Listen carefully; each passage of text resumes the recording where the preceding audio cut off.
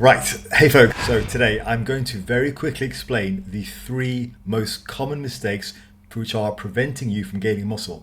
Things that I've identified in 2025. What is the theme of where things are going mostly wrong in this day and age? And also I'm going to provide you with fixes on how to get moving again. So this is going to be direct and short. Now you might ask, who am I? So if you've stumbled onto my channel, you've made your way past Athlete X and God knows who else, you might be wondering, who's this guy? Well, I'm Faz. This is my channel, Fazlifts. But more importantly than that, I'm a lifter of 3 decades. I competed for 18 years in 3 different sports, mostly powerlifting, also strongman, and finally I ended with bodybuilding. And finally, I've been a coach for 11 years, full-time now for my 6th year. So that's who I am. Now, before we start, one thing, if you have stumbled onto here, do yourself a favor, do me a favor, be part of my community, my growing community of YouTube subscribers. I put out educational content every week. I love lifting. I like being jacked. I think everyone should be jacked. So that's what I'm about. So if you want more of that, subscribe. And for those of you who are subscribed, drop a like, comment, push the algorithm. Okay. Right, getting into this, reason number 1 that I've identified for why people are not making progress in 2025. The single most common mistake is people very much mistake doing more sets for effective training. They are not the same. You cannot substitute more volume for a lack of hard work. It doesn't work. And this is not a dig at the high volume crowd of the last 10 years.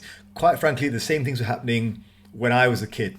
You know, in the late 90s, early 2000s, people were making the same mistakes. Sometimes it was under the umbrella of science. Other times it was just being lazy, you know, just copying the pros. That's all. But there is no room for more sets outdoing somebody's crap intensity. Your crap intensity is still going to let you down. You've still got to push that. Now, in terms of a very quick solution, my personal preference is to take sets anywhere between failure, if it's safe to do so, 0 RAR or 1 RAR. I think that's a good range. Once you get past 1 RAR, I find it's very, very difficult to successfully and consistently implement 2, 3, whatever else RAR. Not a huge fan of 2 RAR myself personally. I think it's a very ambiguous zone. Now, there are ways to induce an RAR approach which don't involve actually judging your RAR during sets. But for the most part, if you have trouble judging your RAR, just take it to the house and adjust your volume and your exercise selection and your rep cadence to suit your recovery. So, quick point of action for you guys on that very first point. Focus on fewer sets, but train harder and closer to failure. If you fail, fine. You don't always have to. 0 RAR is a great zone to stay in. Occasional failure is fine also. It's not going to kill you because the bottom line is still progression. Whether it's to failure or 0 RAR is somewhat irrelevant. I just find those seem to be the best region to get people to work in a hard enough range that their sets are actually worthwhile. Right, second point that I see, and this is something I see across YouTube, but also in gyms that I go to. Your eccentrics are too fast. So I'm just going to very briefly explain some of the advantages of going a bit slower on the eccentric. The very first advantage is very much a practical one. If you dive bomb to the bottom of a lift, let's say a squat or a deadlift, even a bench press, and then you have to reverse out of it, that has 2 negative consequences. The first consequence is it places more stress on the joints. The analogy that I always use is you're driving your car. Is it easier to brake at 30 miles an hour or brake at 70 miles an hour? If you want to come to a full stop, well, obviously 30. That's why we have speed zones around schools. So if you need to stop, you can stop in time. It's the same with lifting weights. If you're free falling the bar and then catching it at the bottom, that is all that weight in addition to the inertia of the rep cadence that you have to catch at the bottom. And generally speaking, the bottom is when you are at the most vulnerable position for lifting. Bottom of a squat, bottom of a bench, etc. So that's the first reason. It's inherently more dangerous. The second reason is also connected to safety, and that is if you are catching out the bottom and exploding out, it's always a more chaotic lift. The form is just harder and harder to keep tight if that's what you're doing. I've seen people dive bomb a squat, and then as they're coming out, the hips rise up or their knees cave in because it's hard to control yourself when the movement is so fast and chaotic.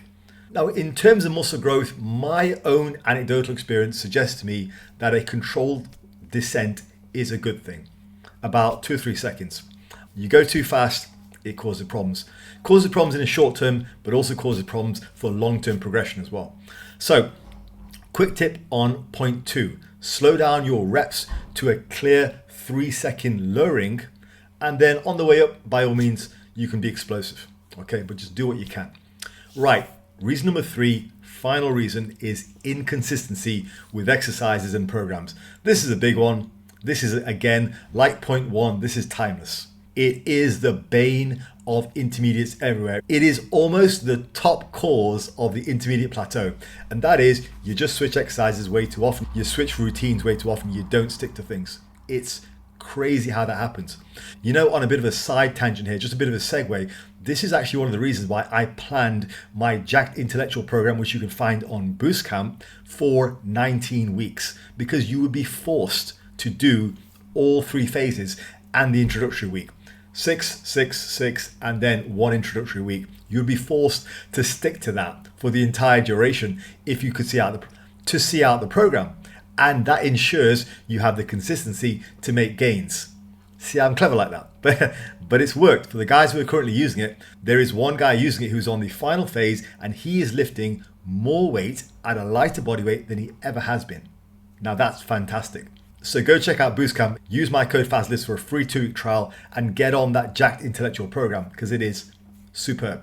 So getting back to reason number 3, people jump around with programs way too often. That limits your progression. A quick actionable tip: stick to the same exercises, I would say, for at least 6 months. You have to track and ensure consistent progress. If you're not making progress, it doesn't matter. If you're switching routines so you can do a more optimum routine, you played yourself, because that's it. Your progress has stopped. I don't care which influencer says, oh, this is more optimal. You got to do more volume. You got to do less volume. You've now got to do more stable exercises or whatever, right? Bottom line is, if you switch exercises after 3 weeks, 4 weeks, before you've made significant progress, like real progress into new poundage territory, you played yourself. You absolutely played yourself. And don't lie to yourself. Don't say, okay, Faz, I'm going to switch exercises now, but this time I promise I'll stick to it for 6 months. You know you won't, right? So make the difference now and stop changing your routine. So listen, quick summary for you guys who are here. In terms of the 3 most common reasons that I see, first of all, people just aren't pushing their sets intensely enough. And a large part of that is this overfocus on doing more work that will limit you. Second reason is your eccentrics are too fast. Exercise some control, exercise some discipline, be proud of your lifting. And reason number 3 is a lack of consistency. And reason number 3 is a lack of consistency. You're never going to get anywhere in life without consistency. Not in work, not in your relationship, not on YouTube. So make sure you stick to a routine, stick to exercises. I would recommend at least 6 months for sure. Right, if you found this useful, subscribe. And if you want faster results, if you want the shortcut to implementing good habits, hire me. There's a link in the description for my coaching. Get in contact, let's talk. The next 6 months are going to go by no matter what. Fact of the matter is, some of you guys are going to pay for coaching no matter whether you sign up or not. If you don't sign up, you're going to pay for it in lost time. So consider it. Do you want to be stuck exactly where you were the last 6 months, or do you actually want to make some progress with a proven coach who doesn't do gimmicks? Then message me, let's at least talk. All right, guys, I'm going to call it there. Have a great weekend. Peace out.